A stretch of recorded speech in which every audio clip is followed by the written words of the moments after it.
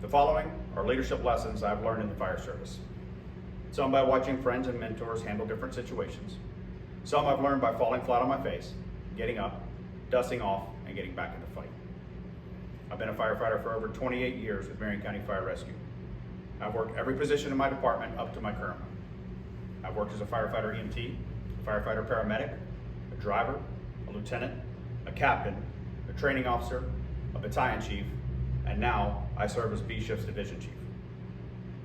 I only tell you those things to hopefully help you believe me when I say that the fire service has taught me a lot about life. The fire service has taught me to have tactical priorities. From almost day one in the fire academy, you hear about tactical priorities: life safety, incident stabilization, and property conservation. These tactical priorities are the linear steps we will utilize our entire career to make decisions on a fire scene. From day one at the academy to the day you retire, those are your guiding priorities we use to mitigate an incident. It doesn't matter if it's a structure fire, car wreck, or a medical call. If you're not sure what to do next, you'll refer to your tactical priorities. If we were to translate that into relationships, how we raise our children, how we run a business, what would that look like? In my family and how I represent it to classes that I teach, we state our tactical priorities this way: serve others first, help the situation, be kind.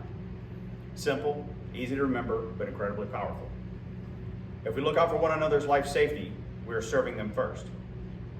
We take care of our crew members before we worry about our own comforts. We are making sure the needs of our significant others come before our own. Life safety means we raise our children to be productive men and women in society so they can take care of themselves. It means we're making sure that the people we have been blessed to have on our team at the firehouse and at home are taken care of. Life safety equals serving others first. Incident stabilization is making the situation you're in better. In life, that could be setting goals that move you in the direction the person you want to be in 5 years.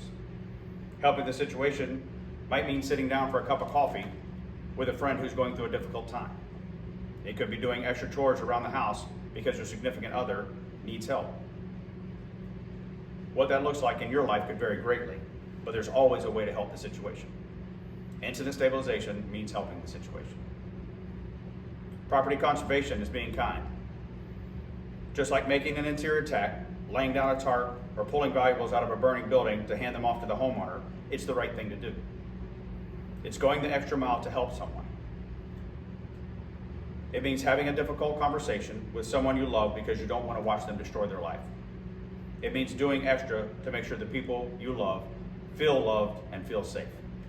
Property conservation is being kind. So have a set of guiding values to help you make decisions. Have tactical priorities. The fire service has taught me to always do a 360.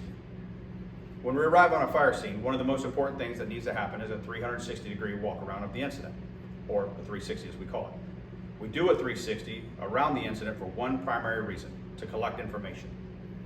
Information gathered will be utilized to implement our plan of attack. Can we do a search? Can we make entry, or is the building too involved? Where's the seat of the fire? Will this be an offensive attack, or are we going defensive? Are utilities still live, or have they been cut? Where's our best point of ventilation? A 360 helps us gather that information. The same is true in our relationships. When you, quote, arrive on scene at a firehouse and find a normally cheerful coworker sullen and non-talkative, what should you do? Well, I would recommend you do a 360. They might be dealing with something that we had no idea about.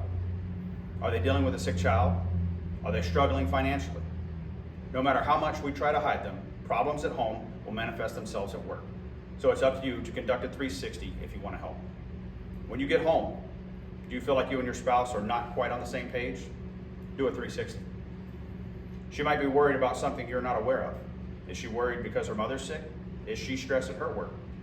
Is she worried about you because you've been acting different lately?